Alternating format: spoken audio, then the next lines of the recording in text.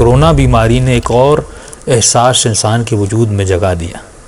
اکثر لوگ موت کو مانتے تو تھے لیکن موت کو محسوس نہیں کرتے تھے۔ اب معاشرہ ایک موت کے خوف میں پڑا ہوا ہے۔ جب آپ کرونا کا نام سنتے ہیں تو سب سے پہلے جو خوف آتا ہے کہیں یہ بیماری مجھے لگ نہ جائے اور کہیں میں مر نہ جاؤں۔ اور ایک طرف امام فرماتے کہ مومن کبھی موت سے ڈرتا نہیں ہے۔ یہ موت کا جو خوف ہے نا، جب انسان کی معرفت بڑھ جاتی ہے تو پھر انسان احتیاط تو اپنی جگہ ہے لیکن موت سے نہیں ڈرتا۔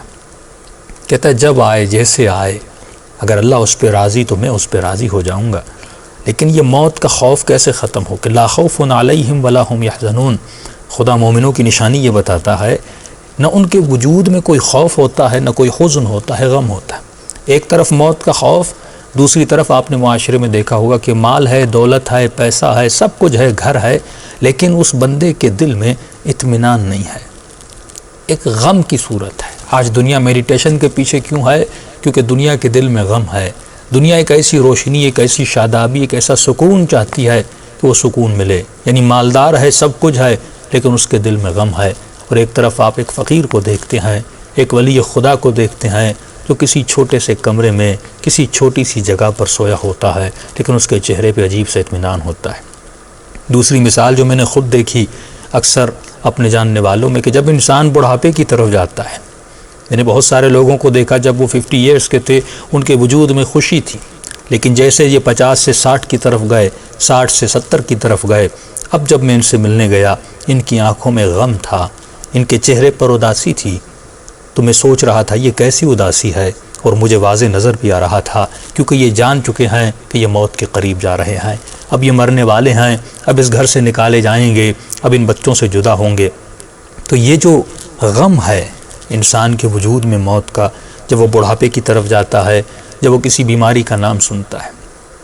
دوسری طرف میں نے دیکھا کہ ہمارے علماء، ہمارے بزرگ علماء، ہمارے مراجع، آیت اللہ بہجت جیسے، امام راحل جیسے، جب وہ بڑھاپے کی طرف جاتے تھے، جب وہ 60 70 کو کراس کرتے تھے، تو میں نے ان کے چہرے پہ نہ غم دیکھا نہ اداسی دیکھی، بلکہ جیسے جیسے بوڑھے ہوتے جاتے تھے، ایج بڑھتی جاتی تھی، 75 کو کراس کرتے تھے، 80 کے قریب آتے تھے، ان کے چہرے پہ اور شادابی آتی تھی، ان کے چہرے پہ اور رونق آتی تھی۔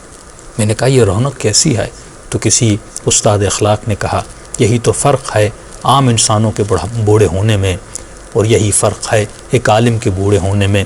جب وہ جیسے جیسے بوڑھا ہوتا ہے اس کے چہرے کی خوشی بتاتی ہے یہ کسی کی ملنے کی خوشی ہے، یہ لقاء اللہ کی خوشی ہے، یہ اللہ کے حضور میں جانے کی خوشی ہے۔ وہ جان چکے ہیں کہ موت آنے والی ہے، اور جیسے اس دار فانی سے روح پرواز کرے گی تو یقیناً ان کو پتہ ہے کہ صرف ہم نہیں جا رہے، اس دنیا سے حسین ابن علی بھی گئے، اس دنیا سے علی ابن ابی طالب بھی گئے، اس دنیا سے رسول کریم بھی گئے، انبیاء اور اولیاء بھی گئے، اور آج ہم ان کو یہاں نہیں دیکھ پا رہے، لیکن مرنے کے بعد جس دنیا میں وہ ہیں، جس دار میں وہ ہیں، جس مقام پہ وہ ہیں، ہمیں وہیں پہ منتقل کیا جائے گا اور نیکوں کو نیکوں کے ساتھ ملایا جائے گا۔ تو یہ ان کے دیدار کی خوشی ہے، یہ ملاقات الہی کی خوشی ہے جو ان کے چہروں پہ رونما ہو رہی ہے۔ تو کیا کیا جائے کہ یہ معرفت نہ حزن ہو نہ غم ہو، یہ کہاں سے ملے گی؟ تو مختصر آپ کی خدمت میں عرض کروں عزیزان محترم، یہ قرآن سے ملے گی۔ ہر مومن، ہر مسلم، ایون میں ان کے لیے بھی کہہ رہا ہوں جو طالب علم ہیں، بہت کم ایسے علماء بھی ہوں گے جنہوں نے زندگی میں کمپلیٹ ایک مرتبہ قرآن کی کوئی نہ کوئی تفسیر پڑھی ہو۔ تو پہلا پروجیکٹ جو انشاءاللہ اس مہینے میں ان کے کلپس بھی ہم انشاءاللہ ریکارڈ کروائیں گے، وہ تفسیر قرآن کا ہے۔ ایک ایسی تفسیر ایک مرتبہ اگر آپ کمپلیٹلی تفسیر پڑھ دیں، میں تشریح میں تفسیر کے کلپس میں بتاؤں گا، آپ اقتصاد یعنی اکنامک، آپ سیاست سے آگاہ ہوں گے، اقتصاد سے آگاہ ہوں گے، ہسٹری تاریخ سے آگاہ ہو جائیں گے، اخلاق سے، ادب سے، لغت سے، تمام تر معلومات آپ کے پاس آئیں گی جب ایک مرتبہ تفسیر قرآن پڑھ لیں گے۔ تفسیر کہہ رہا ہوں، قرآن کا ترجمہ نہیں، تفسیر پڑھ لیں گے، اس کے بعد نہج البلاغہ پڑھیں گے، آپ کے وجود میں اثر ہوگا، باتیں سمجھنے لگیں گے، ایمان آپ کا تر و تازہ ہو جائے گا، اللہ پر ایمان، قیامت پر ایمان، قبر پر ایمان، وعد و وعید پر ایمان، منکر و نکیر پر ایمان، یہ ساری چیزیں تر و تازہ ہو جائیں گی۔ اب لا خوف علیہم ولا هم یحزنون کی منزل پہ پہنچیں گے۔ کچھ علم اکتسابی ہوتا ہے، مجھے اور آپ کو کسب کرنا پڑتا ہے، جب آپ محنت کرتے ہیں کہ لیس الانسان الا ما سعی، جب آپ محنت کرتے ہیں، کوشش کرتے ہیں، اس کے بعد کچھ علم ایسا ہے جو خدا اپنی طرف سے بندے کو عطا کرتا ہے، جیسے من لدن کہتے ہیں، علم لدنی کہتے ہیں، لیکن آدھا اکتسابی ہے۔